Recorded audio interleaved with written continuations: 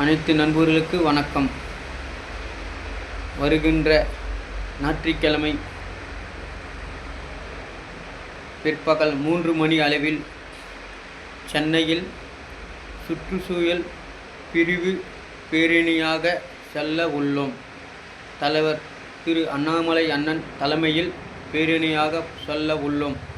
அனைத்து நண்பர்களும் தவறாமல் கலந்து கொள்ள மற்றும் பொதுமக்கள் கலந்து கொள்ளலாம். தவறாமல் கலந்து கொள்ள வேண்டும் என்று மிக தாய்மையுடன் கேட்டுக்கொள்கிறேன். Be the leaders. 26 Veppampattu, Tiruvallur மேற்கு மாவட்டம், பூந்தமல்லி சட்டமன்ற பகுதி.